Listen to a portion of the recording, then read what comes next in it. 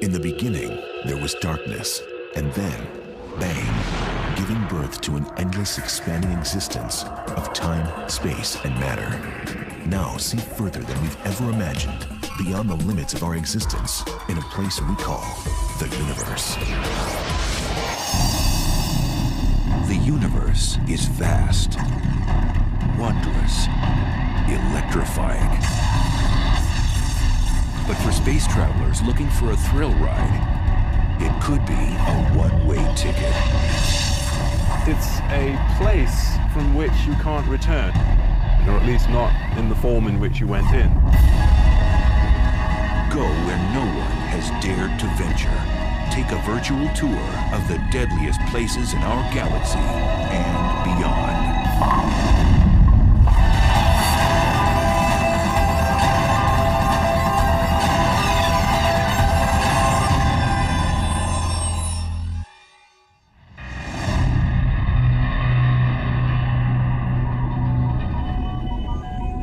It's the ultimate frontier adventure.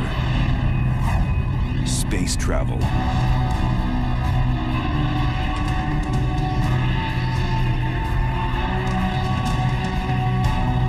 But when trekking through the galactic jungles, one must steer clear of the cosmic hot zones, places teeming with violence and intrigue.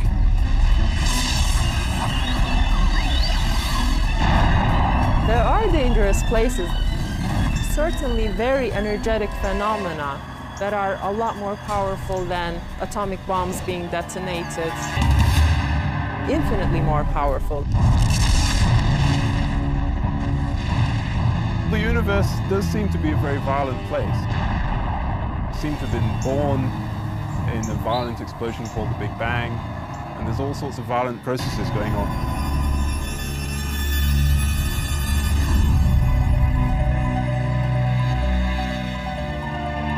On December 27, 2004, satellites picked up the greatest cosmic explosion ever recorded.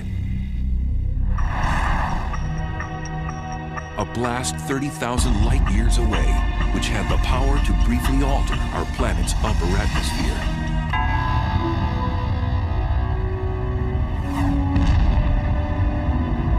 The blast was caused by a magnetar, the densest and one of the most dangerous stars in space. The magnetic field strength of a magnetar is about 1,000 trillion times the magnetic field energy of the Earth. And for reference, this would wipe the information off a credit card at a distance of about 100,000 miles away. Now this distance is sort of half the distance to the moon, so it's very nearby by astronomical standards. These mischievous stars have the strongest magnetic field in the universe. Scientists have confirmed 12 of these rare stars in our galaxy, and there may be more. Caltech's Brian Cameron scans the Milky Way for these strange stars.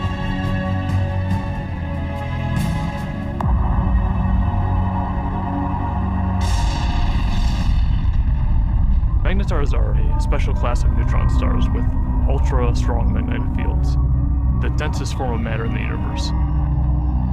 The first magnetar showed itself in the form of a high-energy event that was detected in the late 70s, although at the time we didn't know that it was a magnetar.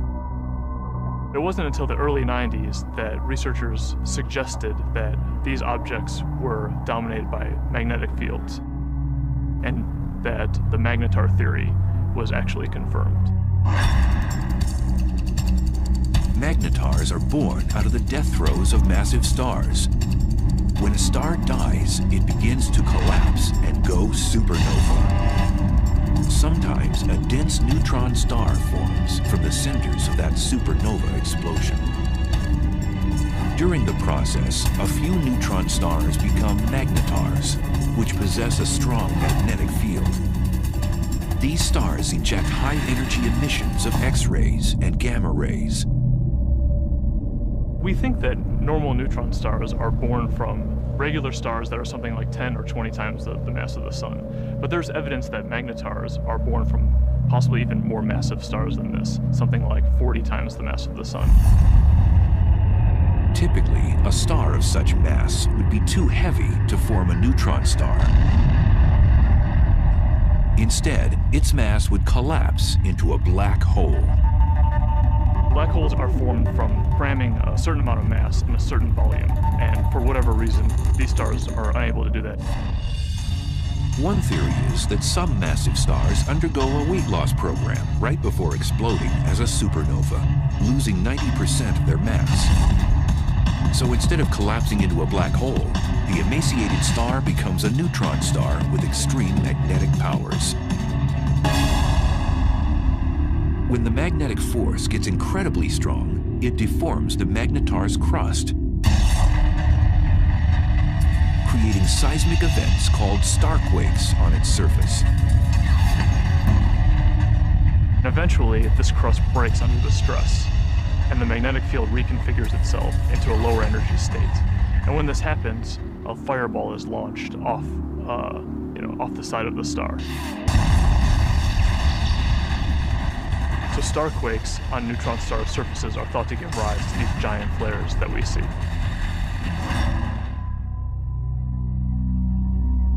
After a magnetar undergoes one of these flares, it outshines all the stars in the galaxy for the few tenths of a second that it's taking place. Within these giant flares are short bursts of gamma rays which move at the speed of light. The giant flares from magnetars are gamma ray bursts. They're very short in duration, less than a second, and have very hard X-ray spectra compared to another class of gamma ray bursts. If a deep space traveler veered off course and was unlucky enough to pass within 700 miles of one of these massive objects, the consequences would be horrific. The magnetic field of the magnetar can literally warp the atoms in human flesh, and its gravitational forces would tear a person apart.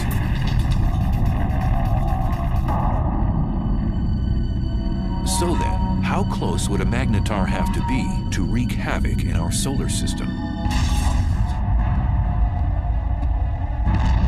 Some suggest that a blast from a magnetar even 10 light years away could produce cosmic chaos that would destroy our ozone layer and cause mass extinctions. The chances of that happening are so low that, they're completely implausible. It would be no different than a regular star passing through the solar system. And we know that the regular star has not passed through the solar system since the solar system formed.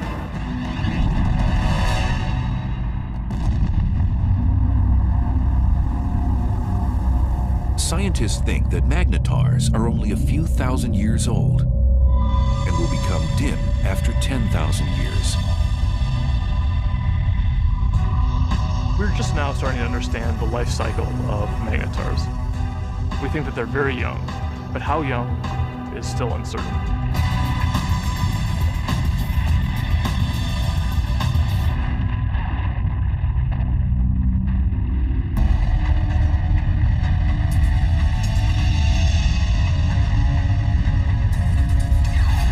In addition to magnetars, satellites and ground-based observatories have been picking up other violent things in space.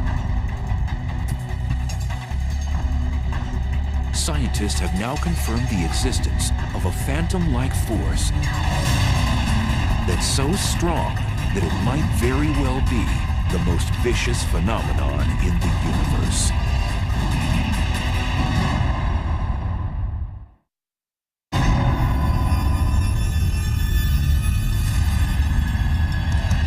Stealthy villains haunt each and every galaxy.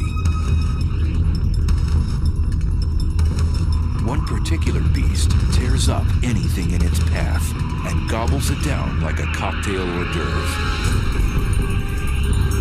It's one of the most bizarre and destructive phenomenon in the universe, a black hole. I think a black hole is the place which is more violent than anywhere else in our universe. It's like going over the edge and you can't get back. It's fatal attraction, I suppose.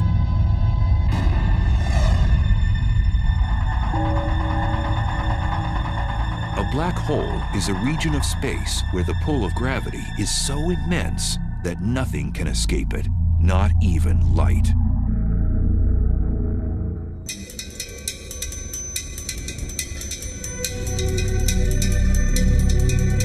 Astrophysicist and triathlete Ferial Ozel is attempting to unlock the mysteries surrounding this elusive cosmic force.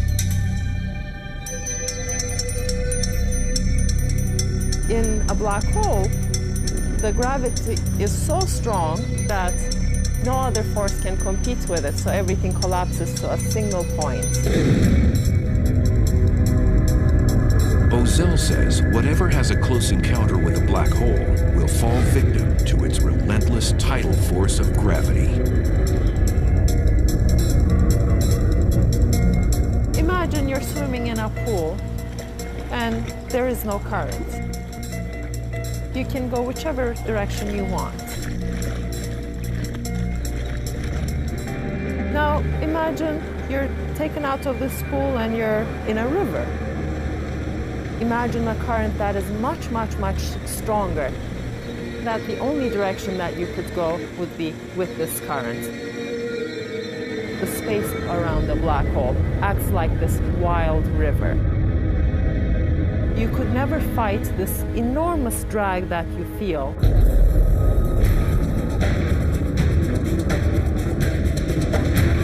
As an object approaches the edge of the black hole, called the event horizon, it reaches the point of no return. As you come closer and closer to this event horizon, you would already be approaching this extremely fast motion of space under you. And your only future direction is now into the black hole.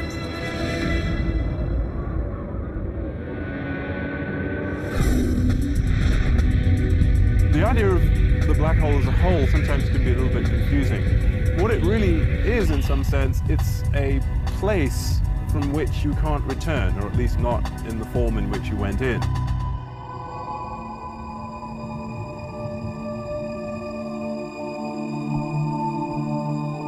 Black holes are difficult to detect because, as the name suggests, you cannot see one by itself because it's black. But scientists have spotted a black hole when its gravity affects something else in space, such as a passing star. A completely isolated black hole would not be visible. What we really see from a black hole is actually the hot material that's swirling around it and that's being sucked into it. So in the neighborhood of these powerful black holes, you'll get a lot of radiation resulting from the black hole pulling in material and stretching it and twisting it as it's falling in. Black holes consume anything in close range, and there are billions upon billions of them prowling the universe.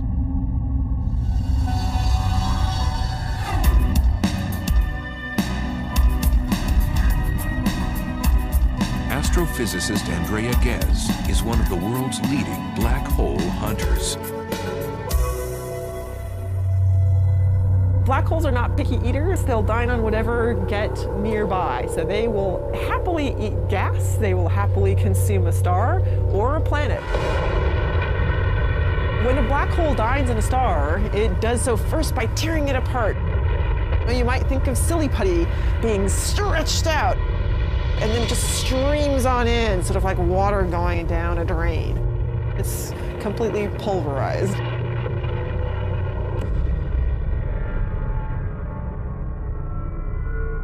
Black holes are produced, we believe, by the collapse of the core of a massive star, something like 25 or 30 times the mass of the sun or more. When it comes to the end of its lifetime, a massive star burns its core all the way past helium, carbon, nitrogen, oxygen, all the way to iron, which has no more nuclear fuel. And when that iron core builds up to a certain mass, there comes a point where it can no longer support itself, and the core will collapse all the way to a black hole, producing at the same time a supernova. The supernova sends out explosive amounts of energy, so anything in its vicinity will get obliterated. Then the remnants of the explosion fall into a newly formed black hole. And it seems the key to the black hole's allure is gravity. Gravity will pull things around, just like the sun's gravity pulls the planets around. In fact, stars will happily orbit the black hole for most of its life and won't actually be sucked in. These stars are actually safe from the fatal attraction of the black hole. But if you do venture too close, like extremely close to the edge, then you do get sucked in. Scientists believe there are millions of wayward black holes throughout our galaxy, the Milky Way. And because we can't readily see them, one could be right next door. So how close does something have to be to get sucked into a black hole? Too close to a black hole is about the distance between the sun and the Earth, but that is certainly too close. For future space travelers, death by a black hole would be a violent way to go.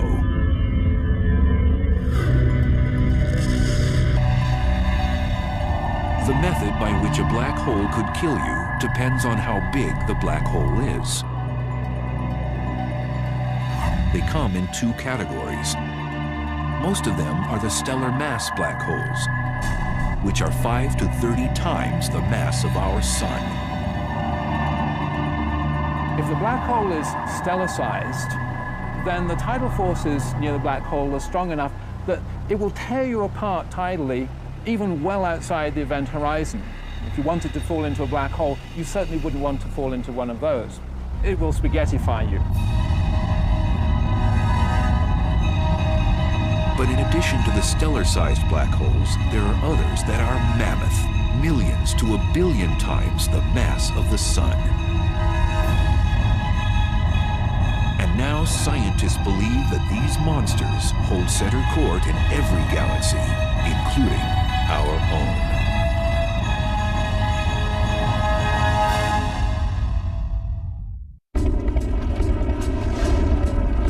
Black holes. They're one of the most mysterious and potentially dangerous oddities in space. A black hole has a ravenous appetite. It sucks in everything in its path and spits out what it doesn't devour. And now scientists have discovered there are supermassive black holes, which are millions of times bigger than their stellar mass cousins.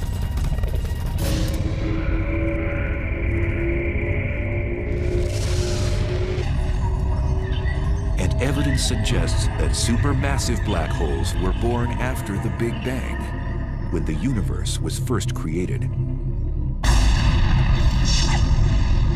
The leading idea is that they would have formed just like a stellar black hole from the collapse of the core of a massive star.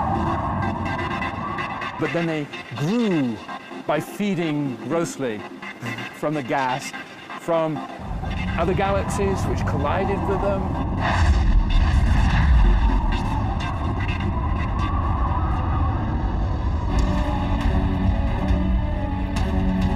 Scientists have discovered that these black ogres wield their power in the center of galaxies. The supermassive black holes are at the center of the galaxy, most likely because they're the most massive object within the galaxy. Massive objects tend to sink to the middle, so you'll always find them at the center of a galaxy. For a long time, scientists didn't think a supermassive black hole existed in our neck of the universe, the Milky Way.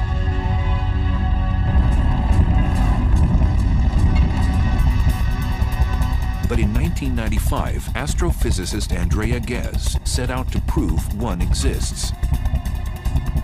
We've done an experiment over the last 10 years to ask the question, is there a supermassive black hole at the center of our galaxy?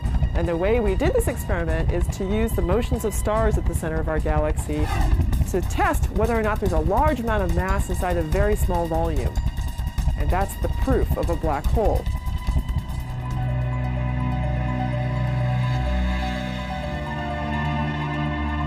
At the Keck Observatory in Hawaii, which houses one of the largest telescopes in the world, Gez began using a groundbreaking technology called adaptive optics, which brings into focus faraway objects. So this is without adaptive optics. This is what you would see. In this big square, there's nothing. We turn adaptive optics on, and you see the stars. This region contains the stars that provide the keys to our experiment. So we want to watch how these stars move. Gez noticed that there was a large cluster of stars orbiting around an invisible object at the center of our galaxy. And they were moving at an unusually rapid rate. So we can actually see these stars that are really close to the center, and we can watch them go around. Those stars go around the black hole just the way the planets orbit the sun. The orbits tell us where the black hole is, so it's located right where the star is. That's the center of our galaxy. And the details of exactly how fast these stars are going around and how tight the orbits are tells us the mass of the black hole, which we think today is 4 million times the mass of our sun. For Gez, confirming that a supermassive black hole indeed exists at the heart of our galaxy was like summiting Mount Everest. It was incredibly exciting to discover the supermassive black hole at the center of our galaxy, simply because it was a question we had set out to address. The question, is there a supermassive black hole? And we could design an experiment that actually got at it.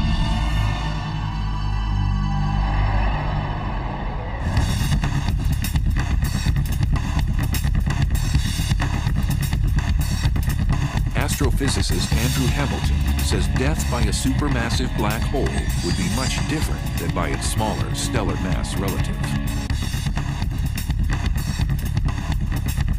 If you want to go and be a tourist and have the ultimate experience of falling inside a black hole and finding out what's really there, go visit a supermassive black hole. Much better idea. Unlike a stellar black hole, which would rip you to shreds before entering its deadly vortex,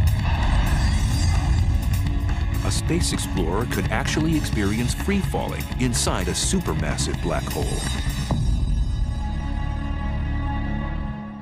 Inside a supermassive black hole, it turns out that even though the black hole is more massive, it's also much larger in size, and that means that the tidal forces are weak enough that you could pass through the event horizon and fall deep inside the black hole without being tidally torn apart.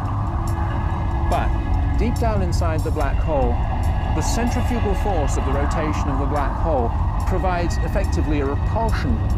If there's any matter at all inside it, then stuff that's falling in will tend to collide with stuff that's trying to get out. And the result of that collision of energies is an unimaginably chaotic maelstrom of super hot, dense plasma. And in that case, your fate is that it can roast you.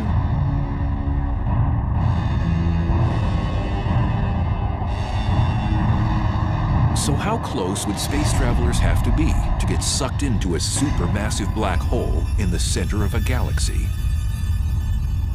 For a supermassive black hole, you would have to be about 1 million to 1 billion miles from the black hole to feel its influence.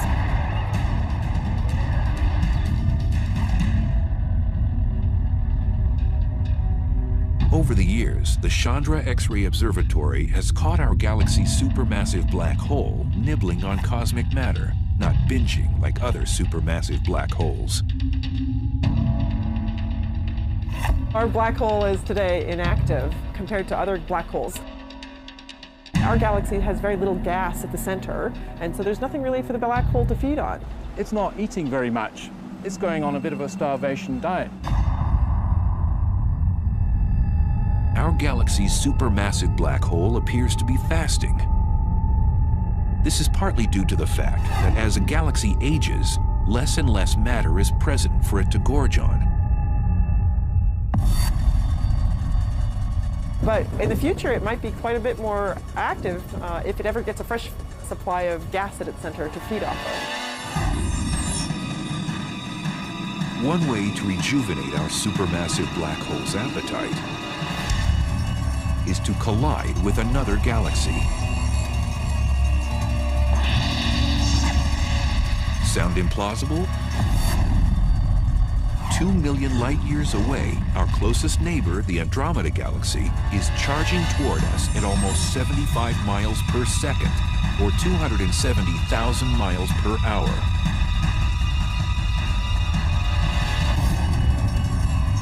In the future, scientists predict the two galaxies will collide. And upon impact, the larger galaxy may engage in one of the most primitive acts known in the universe.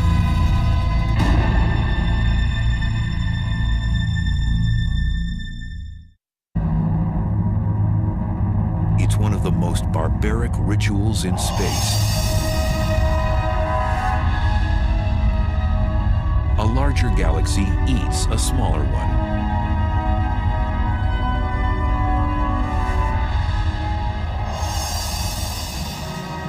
The scenario isn't a science fiction writer's fantasy.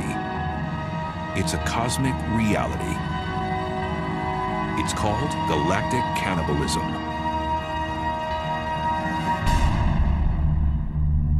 The ghastly event can occur on the celestial highway when two galaxies have a head-on collision.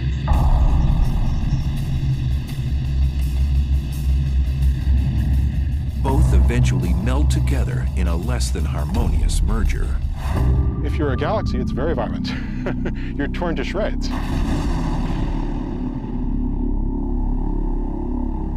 Joshua Barnes studies galaxy mergers. Acting like a crime scene investigator, he admits his research is a bit like inspecting a car crash.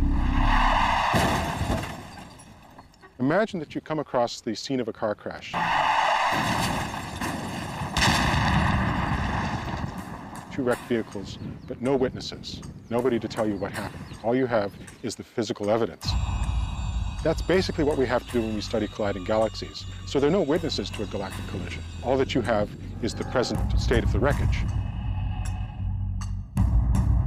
So you have to conduct a sort of forensic investigation to try and figure out what happened on the basis of what you have today.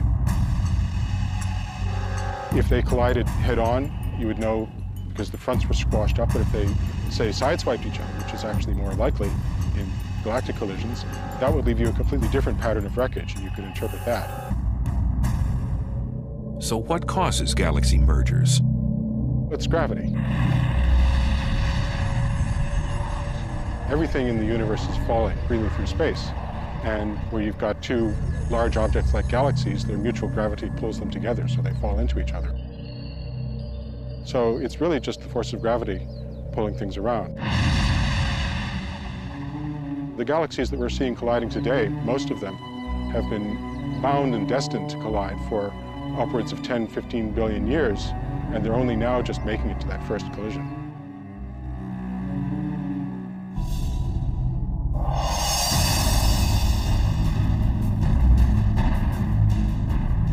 Our own galaxy, the Milky Way, is moving toward our neighbor, Andromeda.